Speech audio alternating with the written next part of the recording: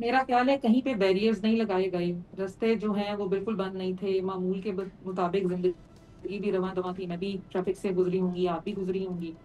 اور کوئی بھی پولیس کی نفری اس طرح ہم نے جو ہے وہ ڈپیوٹ نہیں تھی۔ ابھی خود میرے بھائی بتا رہے ہیں کہ ہم نے تو بتایا ہی نہیں ہم نے احتجاج کہاں کرنا ہے، آپ نے سنی ہے نا ابھی ان کی بات؟ تو مطلب انہوں نے اجازت لی ہی نہیں تھی، اور نہ اجازت انہوں نے مانگی ہے، کیونکہ آپ ان کی گفتگو تو سنیں، انہوں نے کہا کہ ہم تو بڑے چلاکی سے گیم کر کے آئے ہیں، ہم نے تو بتایا نہیں کہ ہمارے لوگ کہاں جا کے احتجاج کر رہے تھے۔ تو میرا خیال ہے سینیٹر صاحب نے جو باتیں کی ہیں لوگ کہیں ہوا میں ہی تھے، کیونکہ سڑکوں پہ اور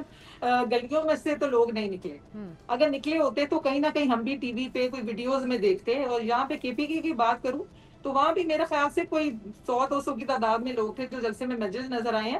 میں اب یہ ان کو مان لینا چاہیے، یہ جو چھوٹی چھوٹی ڈرلز یہ کر رہے ہیں نا، اور جس فیلئر کو یہ ڈرل کہہ رہے ہیں کہ جی ہم نے لہو گرمائے ہیں، اب وہ لہو بھی گرما گرما کے تھک چکے ہیں۔ تو کوئی بیوقوف تو نہیں ہے نا، اس پاکستان کے اتنے مسائل ہیں، ابھی اتنی بڑی آپ اللہ کر کر کے جنگ آپ جو ہے جیتے ایک، اور اتنا ملک کا خوشگوار ماحول ہے، اور جب انویسٹر باہر سے آتا ہے تو ان کو یہ جو یہ ڈرلز یاد آ جاتی ہیں۔ ابھی وہ ایران کے صدر آئے تھے تب یہ ڈرل یاد آ جاتی ہے ان کی نا، سیٹنگ آپ ذرا نوٹ کریں کہ جب بھی بیرون ملک سے ہمارے مہمان یا آتے ہیں، صدر کوئی آ رہا ہو، کوئی وزیر اعظم آ رہا ہو، ان کے احتجاج جو ہیں وہ تبھی شروع ہوتے ہیں، تبھی اس کی کال آتی ہے۔